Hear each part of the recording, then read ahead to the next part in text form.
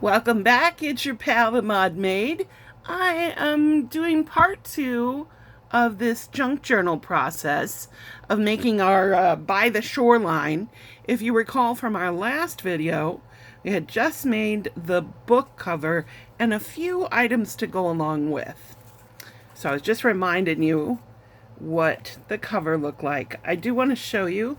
I'm thinking about utilizing this paper for the inside. So I might still do that tonight, cut it on both sides and put that. I was thinking about the material, but now I'm thinking I'll probably use paper. That's this one seems like it would be really pretty on the inside. So that is for consideration at the moment. Now, what I did tonight was put together the papers for the book. I might have done things a little bit incorrectly. We gotta kind of discuss that as we go, but I'm going to show you the pages I put together for our actual signature. So some of these papers were in a pad. I think it was called By the Seashore. You might have seen it, Joann's. Some I had in my collection, and some are newer purchases. Isn't this a lovely picture? So I cut everything the same size, 7.5 inches. So it's a little bit shorter than the book. Looks like we might have a little bit of inaccuracy here, but they're all the same at the bottom. So we got some rocks, more of that seashell, and a captain's wheel. This one's really lovely. It has a texture to it. And then the very middle is this beautiful sea American Crafts. It's a lighter piece of paper, so I kind of got to be careful with it. You see it's already. So that's the book. Now, I used all scrapbook paper, and because of that, it's particularly thick.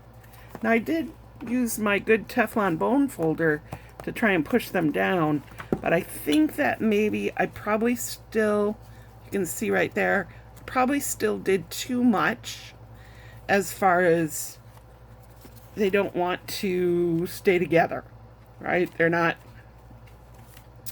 creasing to close.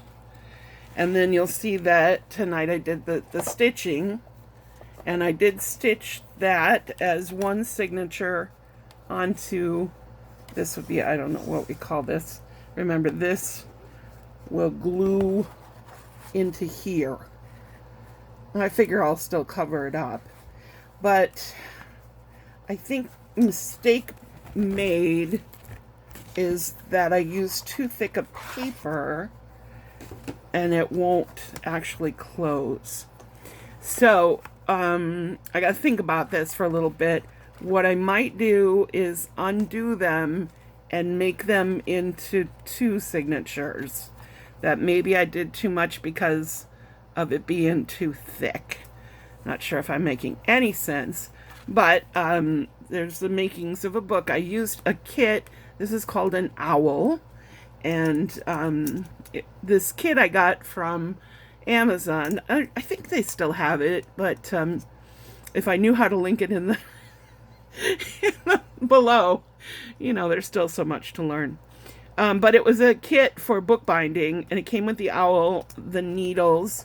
It came with 3 colors of, this is wax thread, and so therefore it makes it easier to go through the paper holes and to get into your needle, because I have a heck of a time threading needles, but I don't have as much of a problem with that. And I do believe it came with this bone folder. Might have come with one other item. I cannot quite recall, but it was maybe $11. It was a few years ago. It's probably 20 now, but anyway, you get the point. It was a good little starter kit for my book binding. So I couldn't tell you the name of the knot I did, but you go in one, come out the other.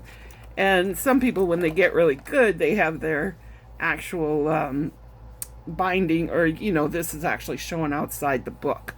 But like I said, I don't think I'm ready for that yet. So our next update will be whether or not I keep this together or if I split this into two. Comments below if you have some thoughts on this or any experience in figuring out bookbinding. Just seems uber thick. I was watching a gal, I think her name is AJ's Amazing Life or something, and I was watching her and she used a lot of scrapbook paper. So I was thinking, oh, I can do that. But the only other ones I've made have been with much lighter paper and maybe a couple of scrapbook pieces. So that's where I'm at with things. I still haven't found a ruler. I did find my Dylusions ruler, so that helped me a little bit. And then I did find my Fiskars page ripper, so that's going to be helpful down the line. And I have to tell you a quick story. These are, of course, those of you who are Tim Holtz fanatics know that this is the old original color of the scissors, the tonic scissors. I had lost both of my, what do we call this? It's not, is it maroon? And it had to replace it with the black ones. In the last 2 weeks, after, I would say, years, at least 3 to 4 years, these have been missing. I found both pairs. One pair was in a money box that I use when I have garage sales. So that kind of made sense that I was probably using it to like cut little price tickets or something. It's like, okay, that makes sense. That's where that one was. Now I've been trying to clear out just old boxes of goodies. I have a lot of boxes full of, I don't know, pictures I've cut out, and I'm not going to kid you. I have notes from high school, and I was going through one of them, and it was in the middle of that box, the other one. I have no idea how it ended up in there, so that one was sheer luck. So I have found both maroon, old school Tim Holtz, well used, well loved. Oh my gosh. I think now, because of finding both of those, I might now have 4 pairs. Thanks so much for watching. We'll keep you updated with the work on the junk journal. I have a feeling I'm going to take it apart, but I'll update you next when I work on it again. Thanks for watching. Comment, subscribe, and like. Have a great day.